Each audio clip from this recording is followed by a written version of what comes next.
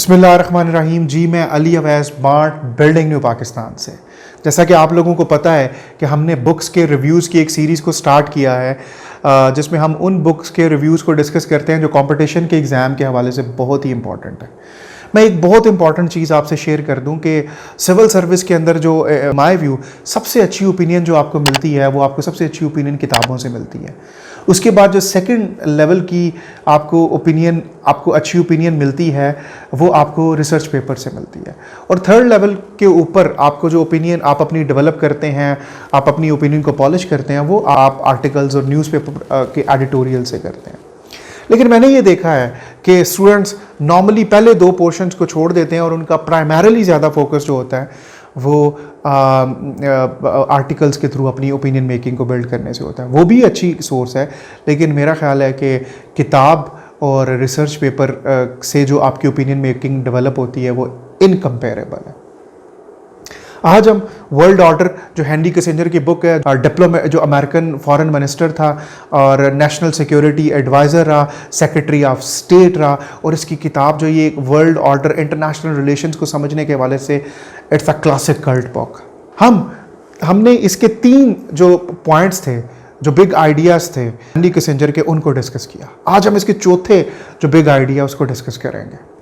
चौथे आइडिया के अंदर ये कहता है फ्लेक्सिबिलिटी इज अ की ingredient of the European world order. वो ये कहता है कि जब थर्ड ईयर वॉर जो थी, इसमें डिफरेंट जो मुल्क थे वो आपस में कन्फ्रंटेट कर रहे थे, तो वहाँ पे एक फ्लेक्सिबिलिटी का एलिमेंट भी यूरोपियन नेशंस के अंदर डेवलप हुआ। उसकी वजह यह है कि वो 30 ईयर वॉर के दौरान वो एक दूसरे के साथ अलायंस डेवलप करते थे अपने स्ट्रैटेजिक इंटरेस्ट की बेस के ऊपर। और हेनरी किसिंजर ये कहता है कि इसने यूरोप के अंदर एक स्टेबिलिटी को भी प्रमोट की। उसकी वजह यह कि जब भी कोई बड़ी ताकत हमले के लिए आती थी, इन्वेजन के लिए आती थी, तो काफ़ी सारी छोटी मुल्क मिल के इकट्ठे हो जाते थे और उसको कन्फ्रंट करते थे और उसको डोमिनेट नहीं करते। इसकी एग्जांपल देते हुए वो कहता है कि नेपोलियन बोनापार्ट जो था, नेपोलियन बोनापार्ट जो है वो पूरे यूरोप के ऊपर को कॉन्कर करना चाहता था, अपना इन्फ्लुएंस कायम करना चाहता। लेकिन जो एलाइड फोर्सेज हैं जिसमें रशिया, प्रूसिया, ऑस्ट्रिया और स्वीडन, इन मुल्कों की जो एलाइड फोर्सेस थे, इन्होंने बहुत टफ टाइम दिया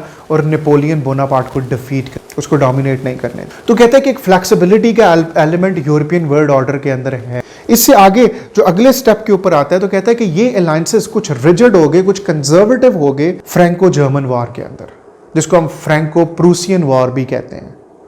प्रूसिया, मैं आपको बताता चलूं कि बेसिकली जर्मनी का एक बॉर्डर प्रोविंस था जो फ्रांस के साथ अटैच था। तो वहाँ पे इन दोनों की आपस में जंग हुई और प्रूसिया ने फ्रांस को हरा दिया और उसकी काफ़ी सारी टेरिटरी के ऊपर कब्जा भी जमा। तो कहते हैं इस टाइम से एक नेशनल पॉलिटिक्स यूरोप के अंदर, एक यूरोपियन पॉलिटिक्स, तो इस टाइम से कहता है कि एक यूरोपियन पॉलिटिक्स एक नया रुख लेती है और जो नए अलायंसेस बनते हैं वो कंजर्वेटिव होते हैं और रिजिड होते हैं। इसी के अंदर वो बात करता है कि एस्ट्रो हंगेरियन जो एम्पायर थी उसने सर्बिया के ऊपर हमला कर दिया, क्योंकि जो एस्ट्रो हंगेरियन एम्पायर के जो चांसलर थे, जिनका नाम था आर्च ड्यूक फ्रांस फ्राइडिनेंड, उनको असैसिनेट कर दिया। और इन दोनों एस्ट्रो हंगेरियन एम्पायर और सर्बिया के दरमियान जंग शुरू होगी और ऐसे इवेंट्स स्टार्ट हो गए, ऐसी कन्फ्रंटेशन स्टार्ट होगी, ऐसी हैपनिंग स्टार्ट हुई जो रिजल्ट की वर्ल्ड वॉर 1 के अंदर।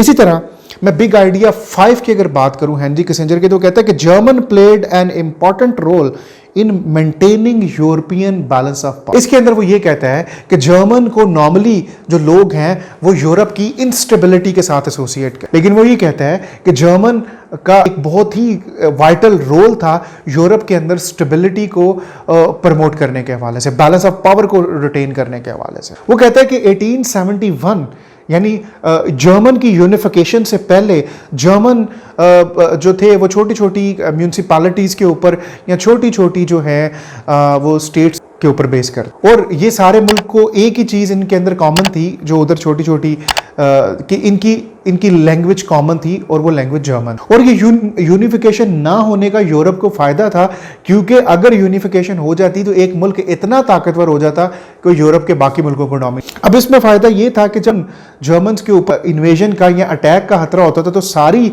जो म्यूनसिपैलिटीज़ हैं, सारी जो स्टेट्स हैं छोटी छोटी, वो आपस में इकट्ठी हो। और वो मिलकर इसी तरह इसकी यूरोप इस जगह के ऊपर मौजूद था कि आसानी से इसकी एक्सेस यूरोप के तमाम मुल्कों तक थी। तो अगर कोई भी इन्वेजन बाकी मुल्कों के ऊपर भी होता था तो इन मुल्कों को एंगेज करके साथ एक डेटरेंस क्रिएट कर ली जाती थी और यूरोप में स्टेबिलिटी को बेहतर तरीके से मेंटेन किया गया रखा इस चीज़। लेकिन जब 1871 के अंदर जर्मन की यूनिफिकेशन हुई तो उसकी वजह से एक मुल्क इतना बड़ा और इतना ताकतवर हो गया और इतना इन्फ्लुएंशियल हो गया कि इसने वो जो डेलिकेट बैलेंस ऑफ पावर था यूरोपियन वर्ल्ड ऑर्डर का, उसको डिस्टर्ब कर दिया। और फिर ऐसे सीरीज ऑफ इवेंट्स हुए जिन्होंने लीड किया वर्ल्ड वॉर 1 और वर्ल्ड वॉर 2 के अंदर। ये हमारा जो वर्ल्ड ऑर्डर की किताब है उसका दूसरा हिस्सा था। अगर आप इस तरह की मज़ीद इंफॉर्मेटिव वीडियोज़ को देखना चाहते हैं और आप जो CSS और PMS की ओपिनियन मेकिंग के हवाले से जो इम्पॉर्टेंट बुक्स हैं आप उनके रिव्यूज़ को देखना चाहते हैं तो और आप बिल्डिंग न्यू पाकिस्तान के ऊपर नए हैं तो बिल्डिंग न्यू पाकिस्तान को ज़रूर सब्सक्राइब करें। आपके टाइम का बहुत शुक्रिया। Thank you.